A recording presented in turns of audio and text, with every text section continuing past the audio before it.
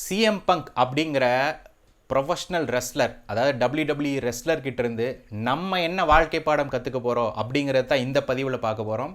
கண்டிப்பாக முழுமையாக பாருங்கள், உங்களுக்கு நிச்சயமாக ஒரு பயனுள்ள பொழுதுபோக்கான தகவலாக இருக்கும் அப்படின்னு நான் நம்புகிறேன். அனைவருக்கும் வணக்கம். உங்களில் எத்தனை பேர் ப்ரொஃபஷ்னல் ரெஸ்லிங் பார்ப்பீங்க? ப்ரொஃபஷ்னல் ரெஸ்லிங் அப்படின்னாலே முதல் WWE அப்படிங்கிற பேர் தான் எல்லாருக்கும் ஞாபகம் வரும். அது போக பார்த்திங்கன்னா AEW, new Japan bro wrestling, TNA impact, இந்த மாதிரி நிறையா நிறுவனங்கள் இருக்குது. மக்கள்கிட்ட முதன்மையான இடத்த வகிக்கிறது வந்து WWE. கிட்டத்தட்ட ஒரு 26 ஆண்டுகளுக்கு மேலாக நான் அதை தொடர்ச்சியாக பார்த்துட்ருக்கேன். நாளை காலை 6:30 இந்திய நேரப்படி பார்த்திங்கன்னா ராயல் ரம்பிள் அப்படின்னு ஒரு ஈவெண்ட் வந்து நடக்க போகுது. அதில் சரி அப்படியே 10 ஆண்டு பின்னாடி போனோம் அப்படின்னா 26 ஜனவரி 2014 சிஎம் பங்க் அப்படிங்கிற ஒரு மிகச்சிறந்த வீரர் வந்து தன்னுடைய கடைசி போட்டி ராயல் ரம்பிளில் பங்கேற்கிறாரு.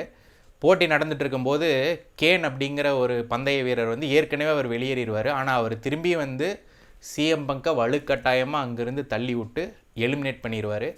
அதன் பிறகு அவர் WWE ரிங்குக்குள்ளே வரவே இல்லை. அப்படியே அந்த நிறுவனத்துட்டு விலகி போகிறார் சிஎம் பங்க்.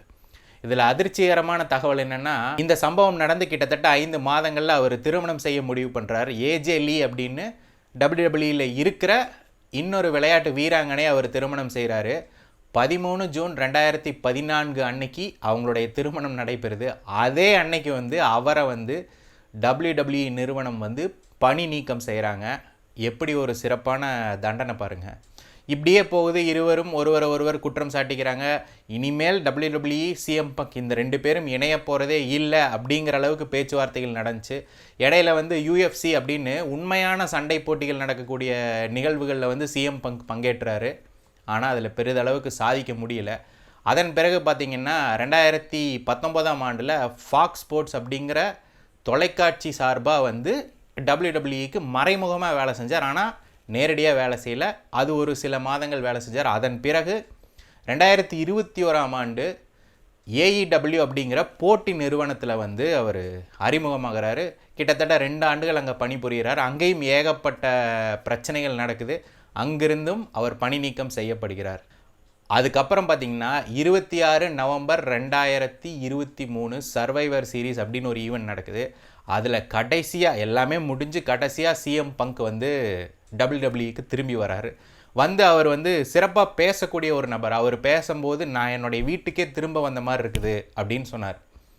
இத்தனை கதை எதுக்கிட நீ இதெல்லாம் சொல்லிகிட்டு இருக்கிற அப்படின்னு நினைக்கிறீங்களா? வாழ்க்கையில் நம்மளை வேண்டான்னு தூக்கி எறிந்த ஒரு நபரோ ஒரு நிறுவனமோ நம்மளுடைய மதிப்பை நம்ம கொஞ்சம் கொஞ்சமாக உயர்த்திட்டு வந்தால் ஒரு நாள் நம்மளை தூக்கி வச்சு கொண்டாடுவாங்க அப்படிங்கிறதுக்கு சிஎம் பங்க் ஒரு மிகப்பெரிய உதாரணம். இது விளையாட்டுன்னு நீங்கள் நினைக்கலாம். ஆனால் இவங்களுக்குள்ளே நடந்த சண்டைகளும் சச்சரவுகளும் அதையும் கடந்தது. அதையெல்லாம் தாண்டி இருவரும் இணைஞ்சு இன்றைக்கி மிகப்பெரிய வெற்றியை நோக்கி பயணிக்கிறாங்க. நாளைக்கு காலையில் ராயல் ரம்பிள் பார்க்குறதுக்கு வாய்ப்பு கிடச்சிதுன்னா பாருங்கள். அதில் 29 பேரை வெளியேற்றி கடைசியாக ஜெயிக்க போகிறது சிஎம் பங்க் அவர்கள். அதே போல் சிஎம் பங்க் இன்னும் சில மாதங்களில் ரெசில்மேனியா அப்படிங்கிற ஒரு போட்டி நடக்க போகுது. அதில் மெயின் ஈவெண்ட் அப்படிங்கிறது பிரதான, அதாவது ரெசில்மேனியா பார்த்திங்கன்னா கடந்த சில ஆண்டுகளாகவே 2 நாட்கள் நடத்தப்படுது. அதில் முதல் நாள்லேயோ அல்லது 2வது நாள்லேயோ இறுதி போட்டியாக யார் பங்கேற்கிறாங்களோ அது மெயின் ஈவெண்ட் அப்படின்னு சொல்லுவாங்க. அதில் பங்கேற்பது தான் சிஎம் பங்கினுடைய அன்றைய கனவாக இருந்துச்சு. அது வரும் காலங்களில் நிறைவேறப் போகுது. அதனால் நாளைக்கு அந்த ராயல் ரம்பிள் முடிஞ்சதுக்கப்புறம் இன்னமும் விவரமாக இன்னமும் தெளிவாக சிஎம் பங்கை பற்றி பார்ப்போம்.